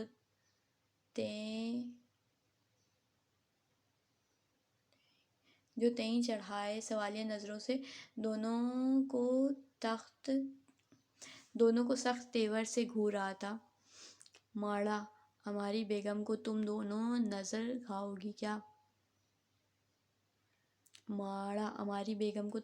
لگاؤ گی کیا؟ اچٹتی نگاہیں اس نے کچن کے دروازے پہ ڈالیں۔ دوسری طرف پھوپھو کمرے سے ویل چیئر گھسیٹتی آ رہی تھیں، یوشے کی بات سن کر مسکرائیں۔ آئیے، آپ کا ہی انتظار تھا، تمہاری بیگم پہ جن وغیرہ چڑھ گیا ہے، دیکھو کیسے اکیلے اکیلے مسکرائے جا رہی ہیں۔ مائدہ نے پھر گردن موڑی تھی۔ اس کی بات کی تائید میں یوشے نے باہر دیکھا تو ماتھے پہ بل پڑے۔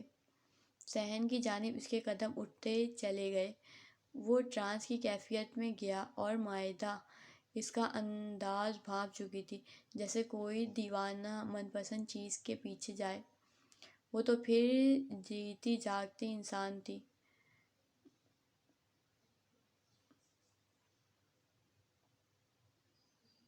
گوشہ یار ہو اور بہار نہ ہو، یعنی چاند ہو اور خوبصورت نہ ہو۔ وہ تخت پہ بیٹھی آٹے کے ساتھ جنگ چھڑ چکی تھی۔ اب اس کے منہ کے زاویے بگڑ رہے تھے، جیسے اکتائی ہو۔ پھر رونی سی صورت، پھر گہرا سانس لینا، لٹوں کا چہرے پہ جھولنے لگنا۔ یوشے دل کی پکار پہ لبیک کہتا بڑھ رہا تھا۔ آنکھوں کے کنارے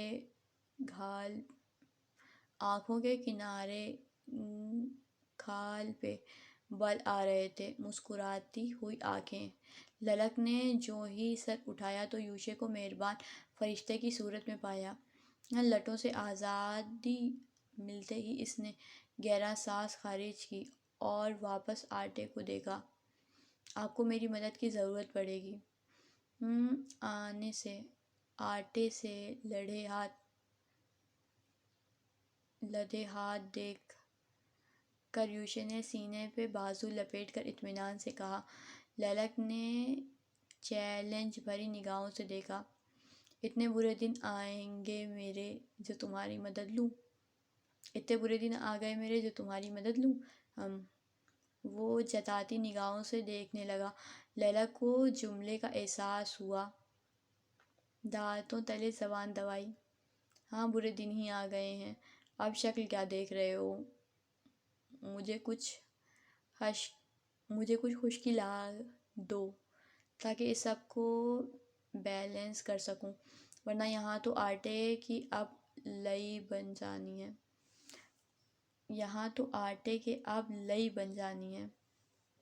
غصے سے ناک سرخ ہونے لگی۔ پیار سے بولیں گی تو مدد کروں گا، حکم تو میں ہرگز نہیں ماننے والا۔ ڈارلنگ سویٹ ہارٹ،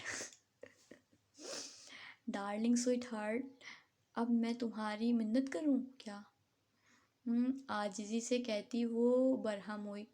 یوشے بے اختیار ہنسا اور اس کی آنکھوں میں دیکھا۔ کاجل شاید آنکھوں میں نمی کی جگہ سے پھیل گیا تھا۔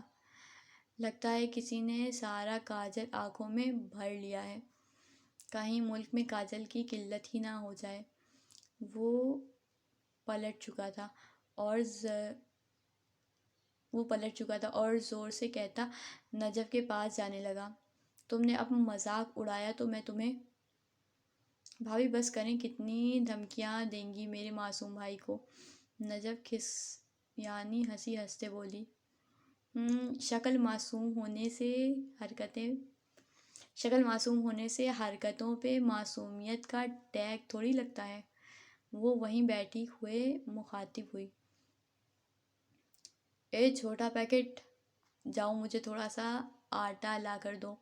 یوشے نے اس کے سر پہ پہنچ کر بازو تھام کر اٹھایا۔ نجف نے منہ پھلا کر اسے دیکھا۔ بیوی کے آگے چلتی نہیں، بس بہن پر ہی حکم جھاڑنا آتا ہے، ہاں۔ دو قدم آگے بڑھنے کے بعد کہا۔ یوں یوشے کچھ کہتا وہ تیزی سے کچن کی طرف لپکی۔ اپنی بھابھی سے کرائے پہ زبان لے لی ہے کیا؟ یوشے نے طنزیہ تخت پہ بیٹھی للک کو دیکھا۔ ایڈیٹ نہ ہو تو۔ وہ کڑ گئی۔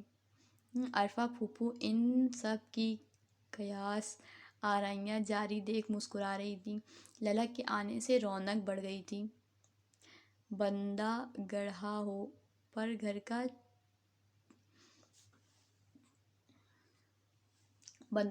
پر گھر کا چھوٹا بچہ نہ ہو، ملازم نہیں ہوں میں آپ کی۔ ناک پھلا کر وہ واپس اس کے سامنے کھڑی تھی۔ کان میں سیٹی جیسے آواز گونج رہی تھی۔ نجف پانی پلا دو، نجف موٹر بند کر دو، نجف دیکھو چولہا جل رہا ہے یا نہیں، نجف دروازے پہ دیکھو دودھ والا آیا ہوگا، نجف نجف اور نجف۔ پیالی اس کی جانب بڑھائی، گدھی جو اس کے سر پہ چپت لگا کر وہ چہرہ ڈھیلا چھوڑ کے آگے بڑھا۔ نجف گھورتے ہوئے واپس بیٹھ گئی۔ مائدہ اب بس بھی کرو، اور کتنا یہ ناول پڑھنا ہے، کچھ شرم حیا بچی ہے؟ دونوں ممانیاں کچن میں لگی ہیں اور تمہیں ان کہانیوں سے فرصت نہیں۔ اچانک ہی اماں نے لتاڑا تھا، امی یار، مامی نے خود باہر بھیجا تھا، وہ کہہ رہی تھیں اب تو تم جانے ہی والی ہو، آرام کرو، پھر گھر جانے کی تو کام کرنا ہی ہوگا۔ سویٹ مامی، مائدہ نے پلک جھپکی۔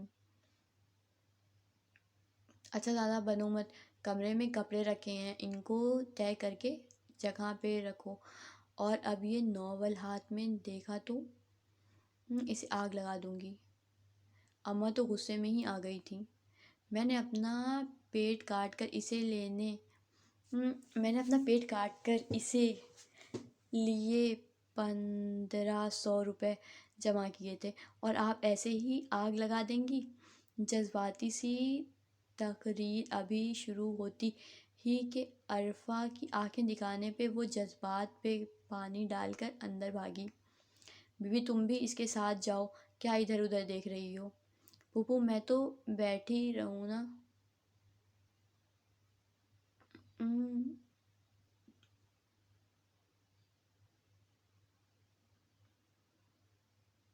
لو برڈز کی نوک جھونک دیکھنے دیں۔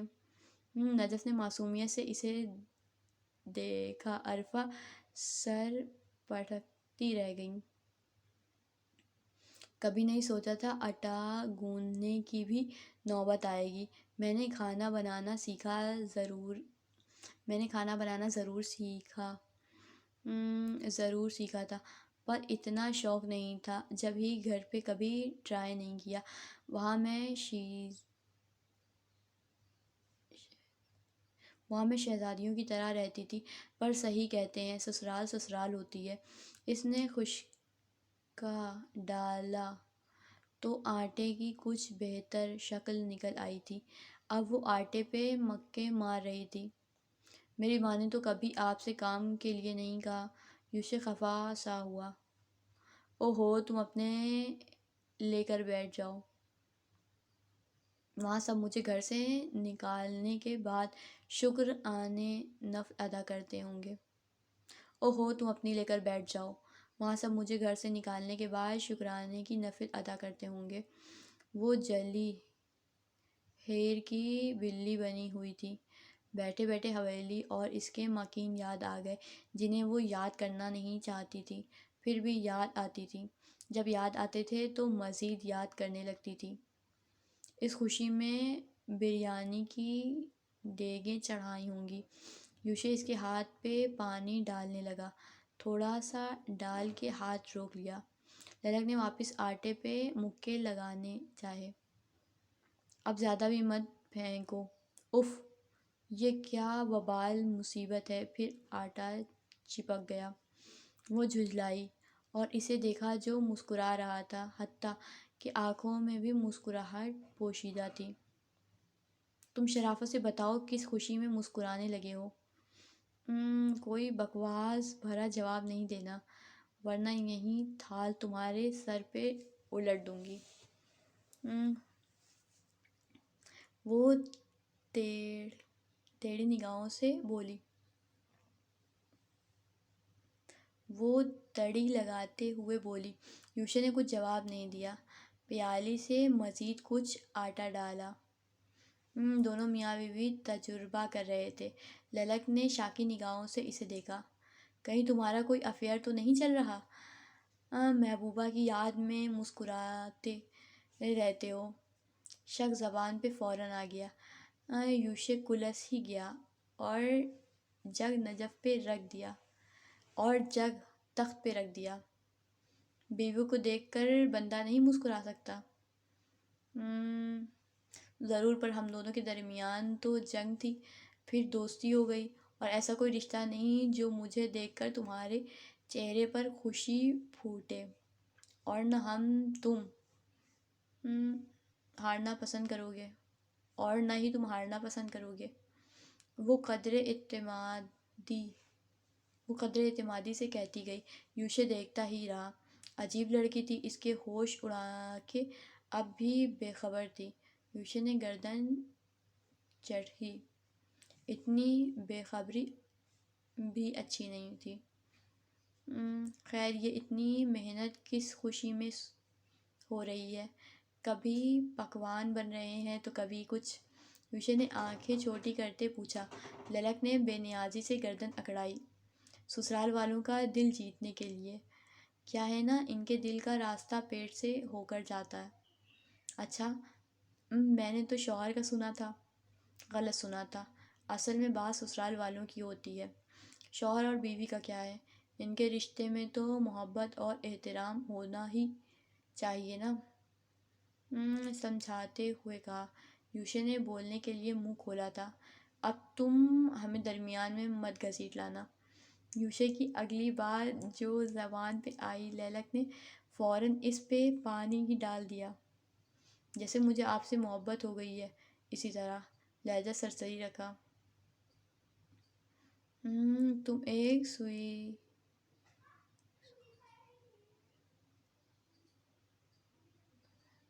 تو سیریس ہو جاتے ہو، اور آپ مجھے سیریس لیتی نہیں ہیں۔ کیوں لوں تمہارے فضول گوئی کو سیریس؟ تم نے تو قسم کھائی ہوئی مجھے تنگ کرنے کی۔ آٹے کی اب بہتر شکل ہو چکی تھی۔ للک نے ہاتھ ہٹا لیے۔ یوشے کی نگاہیں اس پہ جمی تھیں۔ اور اگر میں کہوں، مجھے واقعی آپ اچھی لگنے لگی ہیں۔ مجھے بھی تم اچھے لگنے لگے ہو، جب سے وہ فضول سی چین اتاری ہے اور انسان والا حلیہ اپنایا ہے۔ بے لچک سے انداز میں اس کی بھوری آنکھوں میں دیکھا تھا۔ یوشے بدمزہ ہو کر کھڑا ہو گیا اور کف کو درست کر کے موڑنے لگا۔ محترمہ کی کیا بے خبری تھی، جان کر بھی انجان تھی، سن کر بھی انسنی کر چکی تھی۔ یوشے، میرا دوپٹہ پھسل کر گر گیا ہے، یہ کمرے میں رکھ دینا۔ انگلیوں اور ہاتھوں کی پشت پہ آٹا ہلکا سا چپکا تھا۔ تھال اٹھا کر بے نیازی سی کچن کی جانب بڑھ گئی۔ یوشے خفگی سے اس کی پشت تھکتا رہا تھا۔ میسی سا جوڑا کلیچر میں مقید تھا۔ کئی لمبی لٹیں کمر پہ بکھر رہی تھیں۔ گردن موڑ کر تخت پہ اس کا جامنی سلک کا پڑا نیٹ کا دوپٹہ دیکھا۔ واہ ماڑا اوس داپا ووچے جی حضوری اوکائی۔ بس یہ جی حضوری کرنا رہ گئی تھی۔ ہاتھ بڑھا کر دوپٹہ مٹھی میں دبوچا تھا اور تنفن سا کمرے میں گھس گیا۔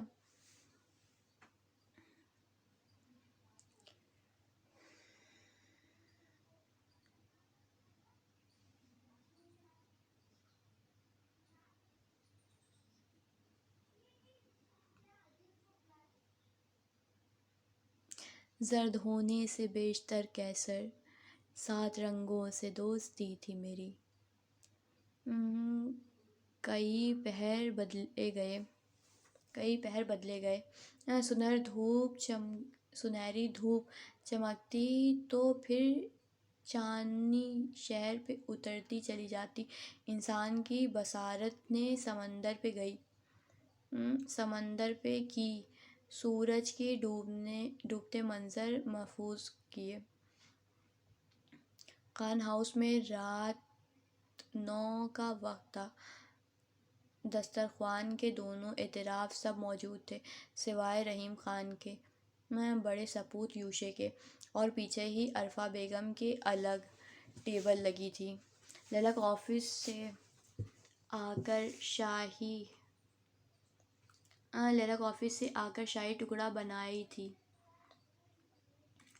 ٹشو کا دوپٹہ بائیں ہاتھ سے چہرے کے گرد سے تھام کر سر پہ روکا ہوا تھا۔ بس بچے، میں اتنا میٹھا نہیں کھاتا ہوں۔ رحیم خان نے اس کے سر پہ ہاتھ رکھ کر روکا تو لیلک نے ہاتھ روک کر چمچہ کانچ کی گہری ٹرے میں رکھ دیا۔ ارے بابا، کچھ نہیں ہوتا، آپ کی شوگر ویسے ہی آج کل لو چل رہی ہے۔ اس نے ٹرے دسترخوان پہ رکھ دی۔ خوشگوار ماحول میں کھانا کھایا جا رہا تھا۔ آج ان کے درمیان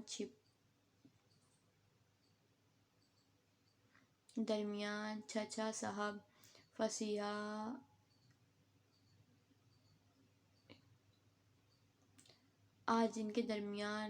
پھوپھا صاحب فصیح بھی موجود تھے، اچھی صحت کے حامل، سر پہ ہر وقت پیشاوری ٹوپی رکھتے تھے۔ پھوپھا آپ بھی لیں نا، بھابھی ساری چیزیں بہت اچھی بناتی ہیں۔ نجف نے برابر میں بیٹھی لیلک کو مسکرا کر دیکھتے ہوئے کہا۔ ہماری بہو کا بس نہیں چلتا کہ روز نئے نئے پکوان بنا کر کھلائے۔ رحیم خان ہنس پڑے۔ لیلک اور باقی سب بھی مسکرا رہے تھے۔ فصیح بھائی، پھر مائدہ کے رشتے کا کیا سوچا ہے؟ مزمل بہت اچھا بچہ ہے، ہماری نظروں کے سامنے ہی پلا بڑھا ہے، اور یوشے کا اچھا دوست بھی ہے۔ چچی نے سوال اٹھایا۔ آج شام مزمل کے والدہ مائدہ کے لیے رشتہ لے آئی تھیں، یہ سننے کے بعد کہ وہ لوگ اب اپنے گھر واپس جانے والے ہیں۔ ان کے جانے سے پہلے ہی وہ رشتے کی بات کرنا چاہتی تھیں۔ مزمل سے ملاقات تو کئی بار ہوئی ہے بھابھی صاحب۔ ایک بار یوشے سے اس کے بارے میں پوچھ گچھ کروں گا۔ میری اکلوتا بیٹی ہے، سوچ سمجھ کر ہی اس کے فرض سے سبکدوش ہونا چاہتا ہوں۔ پیار سے انہوں نے مائدہ کو اپنے ساتھ لیا تھا۔ گفتگو جاری رہی۔ مائدہ اٹھ کر باہر آ کر صحن میں جھولے پہ بیٹھ گئی۔ لیلک نے اسے کچھ الجھن کا شکار دیکھا تو اس کے پاس پہنچ گئی۔ کیا ہوا مائدہ، تم اس رشتے کے آنے سے خوش نہیں ہو کیا؟ دوپٹہ اب گلے پر پھیلا ہوا تھا۔ وہ اس کے برابر میں بیٹھ گئی۔ مائدہ نے لب کاٹ کر اسے دیکھا۔ مجھے کچھ سمجھ نہیں آ رہا ہے۔ وہ مجھے لگا مزمل سے چڑنا صرف ظاہر کرتی ہو۔ مجھے کچھ سمجھ نہیں آ رہا ہے۔ اوہ، مجھے لگا تم مزمل سے چڑنا صرف ظاہر کرتی ہو، پر شاید تمہیں وہ پسند ہی نہیں۔ نہیں، ایسی بات ہرگز نہیں۔ وہ پریشان کرتا ہے جب ہی میں اسے جواب دیتی ہوں۔ بچپن سے ماموں کے گھر آتی رہی ہوں، یوشے سے دوستی تھی، اس دوست کو بھی کافی جانتی ہوں۔ دونوں ہاتھوں کی ہتھیلیاں لکڑی کے جھولے پہ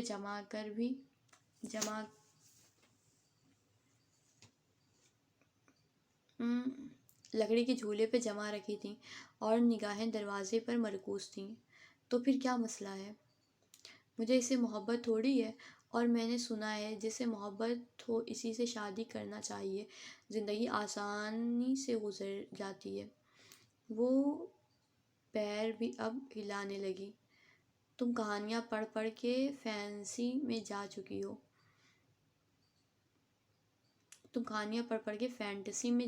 ہو، ذرا اصل حقیقت میں اگر دیکھو، ہمارے ملک میں ارینج میرج کا رواج عام ہے۔ شادی کے بعد میاں بیوی کو ایک دوسرے سے محبت ہو جاتی ہے، دوسرا کوئی آپشن جو نہیں ہوتا۔ مائدہ بڑبڑائی۔ وہ اداس سی بڑی پیاری لگ رہی تھی۔ سفید رنگ، گہرے بھورے بال، پٹھانوں سی خوبصورتی تھی۔ حد ہے، بات یہ نہیں کہ آپشن نہیں ہوتا۔ بھولو مت، یہ دنیا ہے۔ ایسے لوگ بھی ہوتے جو بیوی کے ہوتے ہوئے بھی باہر آنکھ مٹکا کرتے پھرتے ہیں، اور ایسے ہی کچھ بدنصیب عورتیں بھی اپنے مردوں کو دھوکہ دے رہی ہوتی ہیں۔ مائدہ نے بات مکمل کر دی۔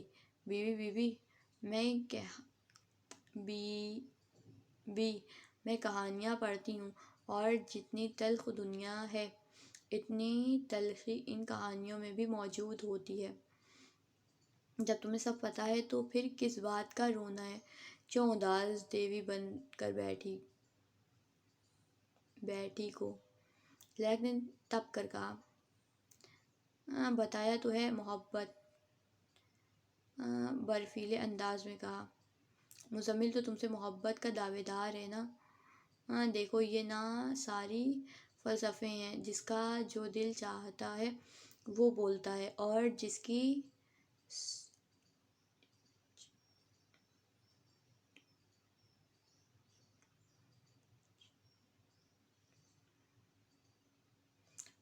سچویشن پر جو سوٹ ہوتا وہ اسے مان لیتا ہے۔ شادی اس سے کرنی چاہیے جو آپ سے محبت کرتا ہو۔ تم اس فلسفے کو سنجیدگی سے سوچو۔ لیک نے نرمی سے اس کا شانہ تھاما۔ میرا کیس ہی دیکھ لو، یوشے کو مجھ سے محبت تھی اور پھر شادی بھی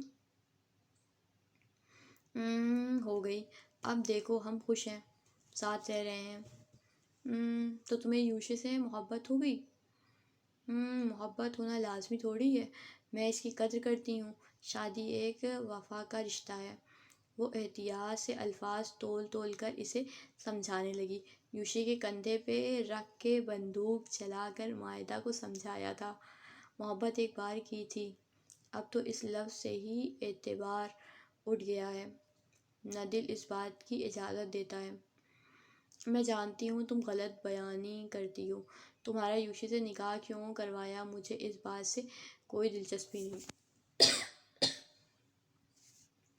پر ایک بات کہوں؟ تمہید باندھی۔ جوڑے آسمانوں پر بنتے ہیں، تم دونوں ایک ہو جاؤ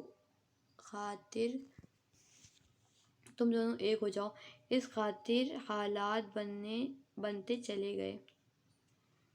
وہ پھر رسانیت سے بولی، نکاح جو ہوا اس کی وجہ رحیم خان نے سب کو بتائی تھی، پر لیلک نے یوشے کے ناکردہ محبت کا مرچ مسالہ لگا کر ایک الگ کہانی ان سب کو سنا رکھی تھی۔ تم کہہ رہی ہو کہ یوشے محبت نہیں کر سکتا؟ لیلک نے تیں چڑھا کر اس کی آنکھوں میں جھانکا۔ برا مت لگا نا، پر سچ یہی ہے۔ میرا دوست بہت خوددار ہے، جہاں کام کرے وہاں خیانت نہیں کرتا۔ کیسے اپنے باس کی بہن سے محبت کر لیتا۔ وہ تھوڑا لاپرواہ سا ہے، اپنی ذات میں مگن، پر اب تمہارے آنے سے اس میں کافی تبدیلیاں آ گئی ہیں۔ لیلا خاموشی سے اسے سنتی رہی۔ مارچ سے آج اس نے چھٹی لی تھی، کچھ ضروری کام نپٹانے تھے۔ بھائی کی آواز پہ لیلک کی توجہ مبذول ہوئی۔ یوشے دروازہ کھول کر بائک سمیت اندر آیا، ایک طرف بائک کھڑی کر کے انگلی پہ چابی کا گچھا گھماتا ہوا ان دونوں کے پاس آیا۔ بڑی دوستی ہو گئی ہے نند بھابھی میں، لیلک کو اشتیاق سے دیکھتے تنزیہ کہا۔ نام لیا اور شیطان حاضر، منہ بگاڑ کے وہ کھڑی ہوئی تھی۔ اپنی دوست کو سمجھاؤ اور بتاؤ تم مجھ سے محبت کرتے تھے اور خط بھی لکھتے تھے جو بھائی نے دیکھ لیے تھے۔ ان دونوں پہ نظر ڈال کے وہ اندر چلی گئی۔ یوشے نے پرسوچ نگاہوں سے اسے دیکھا، اچنبھے سے مائدہ کو دیکھا۔ پاگل ہے تمہاری بیوی، کوئی نئی بات بتاؤ، وہ کہتا خود بھی اندر بڑھ گیا۔ یہ صحیح ہے، ایک سے بڑھ کے ایک ہے دونوں حضر بھائی۔ 3 دن بعد پھوپھو اور مائدہ آج واپس جا رہی تھیں۔ ان کے گھر کی تعمیر مکمل ہو چکی تھی، پھوپھا لینے آئے ہوئے تھے۔ سب سے مل کر مائدہ لیلک سے ملنے گئی تھی۔ اتوار کا ہی دن تھا۔ میری وجہ سے تمہاری کبھی دل برا ہوا ہو تو سوری، لیلک نے بنا کسی افسوس کے آرام سے کہا۔ یوشے کھڑکی پہ بازو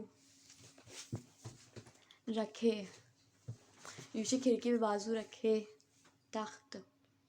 سخت بیزاری سے پچھلے 5 منٹ سے ان دونوں کی جذباتی ڈائلاگ سن رہا تھا۔ محترمہ تم نکلو اب، پھوپھا باہر شوہر محترمہ تم نکلو اب، پھوپھا باہر شور مچا رہے ہیں۔ کان کی لو مسلتے وہ باہر دیکھنے لگا۔ جا رہی ہوں، تم تو بس جان چھڑانے کے چکر میں ہو۔ بیوی پچھلے 3 ماہ سے تم رہ رہی تھی، اب کیا ساری زندگی کے لیے گود لے لیں؟ ایبرو تن گئے۔ بات سچ تھی، مائدہ کا دل بچپن سے یہیں لگتا تھا۔ ادھر وہ اکلوتی بیزار رہا کرتی تھی۔ گود لینے کی ضرورت نہیں، کچھ عرصے میں تمہارے پڑوسن بن کر آ جاؤں گی۔ بڑے دل میں لڈو پھوٹ رہے ہیں، یوشے نے لب ملائے تعجب سے کہا۔ شکر کرو تمہارے اس لفنگے دوست کو ہاں کر دی، وہ چٹک کر بولی۔ پہلی بات وہ کمینہ ضرور ہے پر لفنگا نہیں، اور دوسری بات یہ کہ اب جاؤ ہماری جان چھوڑو۔ اس کی بات پہ للک نے اسے گھورا تھا۔ مائدہ اب آ بھی جاؤ، ساتھ عرفہ کی آواز آئی تھی۔ آ رہی ہوں امی، للک سے مل کر اور یوشے آنکھیں دکھا کر وہ باہر نکل گئی، اور پھر کمرے میں سناٹا ہو گیا۔ للک کو تو پھپھو اور مائدہ کی عادت ہی ہو گئی تھی، ان کی کمی سے محسوس ضرور ہونے والی تھی، اور مائدہ سے تعلقات بھی استوار ہو گئے تھے۔ اب گویا زندگی سے